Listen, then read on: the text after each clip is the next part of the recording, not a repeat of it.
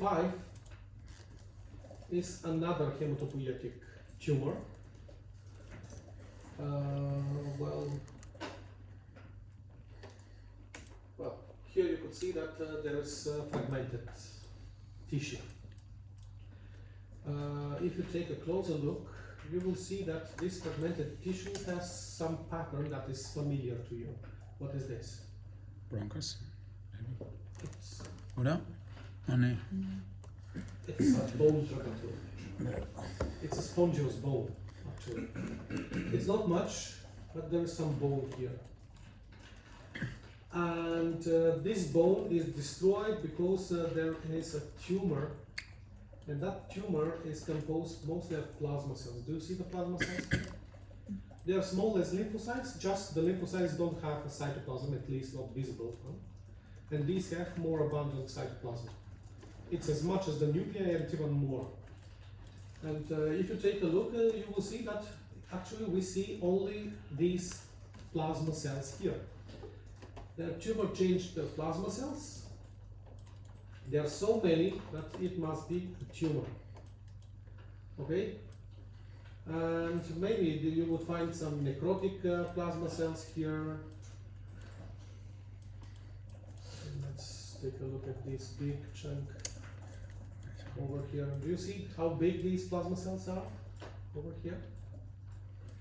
And these plasma cells are producing, okay, here there is an osteoclast. Do you see? Multinucleated giant cell in the bone, it is osteoclast. And it is how it is engulfing some of those plasma cells here. I haven't seen that before. But I want to show you something else that is not much visible. Do you see this one here? Mm. It's not a red blood cell, it's hyaline body. We call this a Russell body. So Russell body is a product of those plasma cells. So the plasma cells are usually producing immunoglobulins. When they are tumor changed, they could produce only light chains of the immunoglobulins or heavy chains of the immunoglobulins. Usually they are not producing the whole immunoglobulin because they are tumor changed. Okay, they are imperfect. But as they produce abundance of that material, which is protein, that material could precipitate and form hyaline body.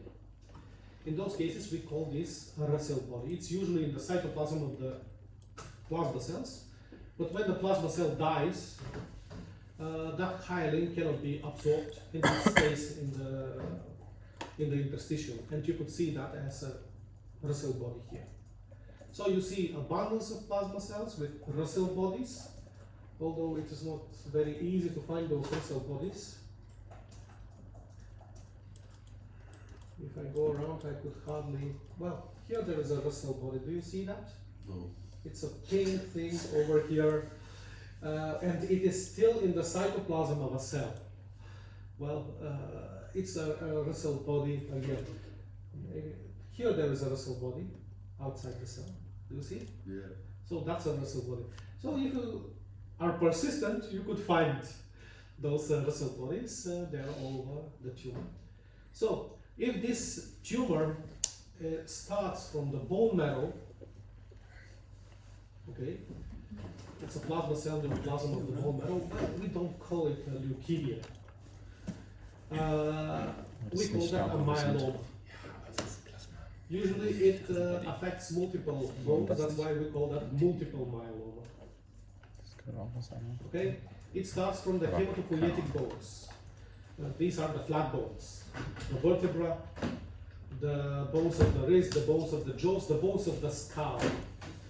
And actually when they develop, actually they are soft tissues, and if they are in the bones, if you make an X-ray, you will see that in the soft tissue there is a hole there.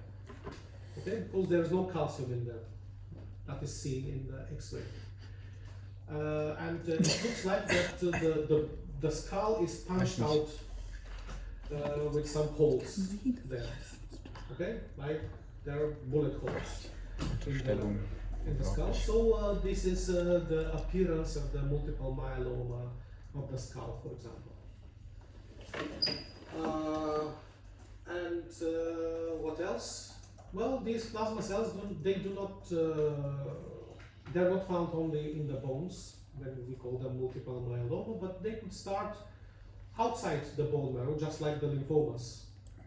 Yeah, and they could affect the lymph tissues. Not only the lymph tissues, but they could affect, for example, other tissues, lungs, liver, and other tissues.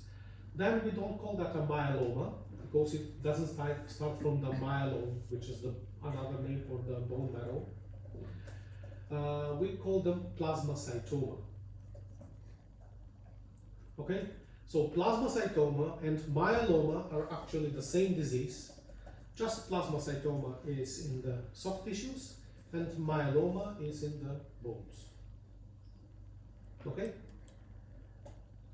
and yes. Is it, since you said that on X-ray the skull looks punched out, Yes. it's not the salt and pepper appearance, is No, it? it's not salt and pepper. There are big holes there. Big. Yeah.